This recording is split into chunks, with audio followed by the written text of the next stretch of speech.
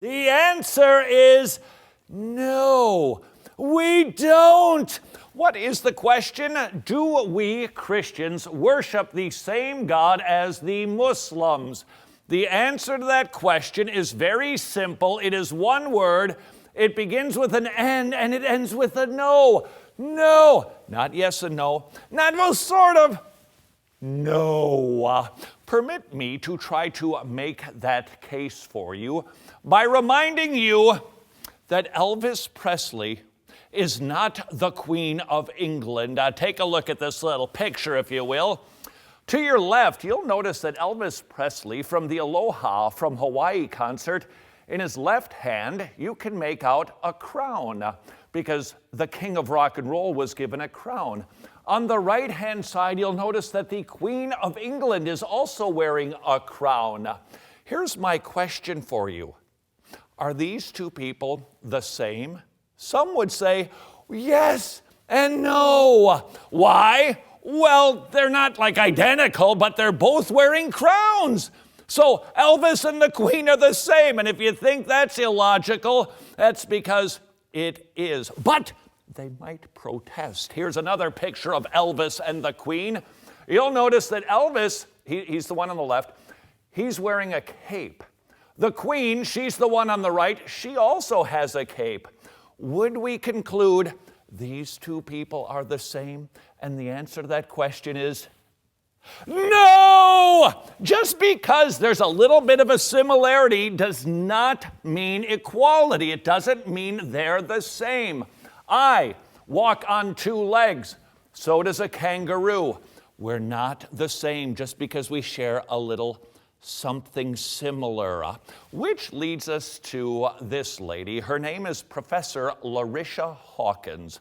She is a tenured Wheaton College professor. If you're not familiar with this institution, in Illinois, it was started out by very conservative Christians, even strongly embedded into, I think that's fair to say, with strong ties to the fundamentalist movement in the early 20th century, very conservative.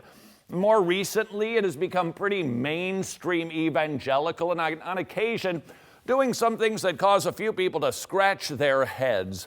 That's Wheaton, and this is one of their tenured professors. Her name is Larisha Hawkins, and you'll notice she's wearing a hijab. Why? Because she decided to wear a hijab for Advent, coming to Christmas season, to show solidarity with Islamic women.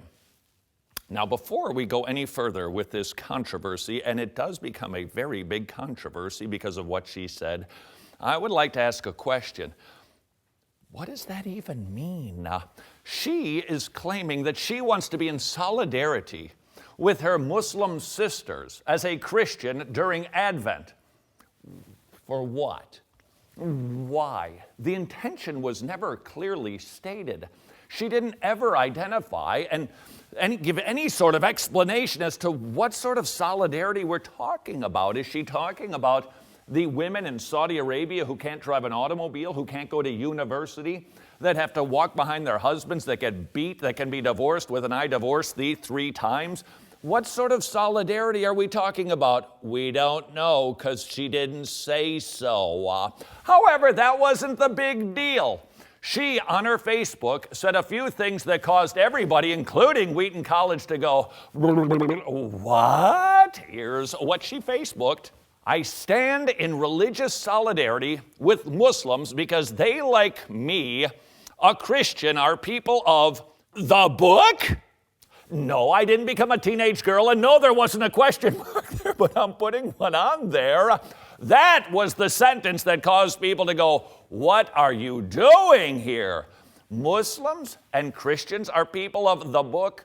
What book are we talking about? And that could be one of the reasons we're seeing such confusion over this particular story. The Bible is one book, and it is the only book.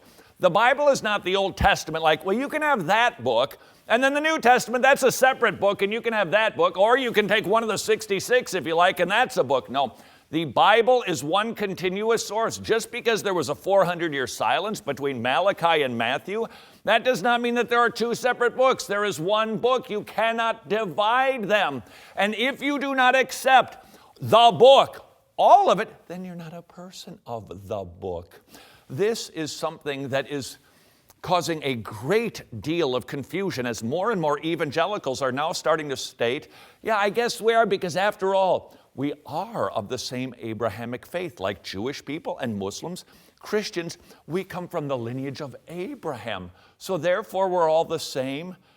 No, we're not. She continued Facebooking. And as Pope Francis stated last week, we worship the same God. Well, that couldn't be more clear, could it? Now, this would be true if you're a Roman Catholic, because Roman Catholics and the Roman Catholic Catechism teaches that Muslims are a people who can go to heaven without believing in the correct Jesus Christ. But this is Wheaton College we're talking about here, and this is a woman who has signed a statement of faith who is now saying that Christians and Muslims worship the same God. Is that true? Let's see what Jesus said, shall we? 1 John 2 and verse 23, no one who denies the Son has the Father. Whoever confesses the Son has the Father also. Period. End of story. In the Gospel of John, Jesus continues to build the case that he is God. He and the Father are one. And if you do not recognize the Son, you don't have the Father. Jesus answered this question for us. Why is this being debated today? He continued. This is John chapter 8. They said to him, therefore, where is your Father? And Jesus answered, you know neither me nor my Father. If you knew me, you would know my Father also. Jesus was answering the question for the Pharisees and for Professor Hawkins.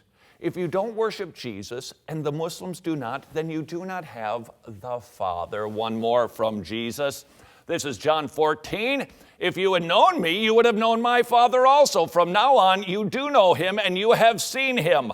When you believe in Jesus, and only when you believe in Jesus, then you believe rightly in the Father. If you do not, then you do not.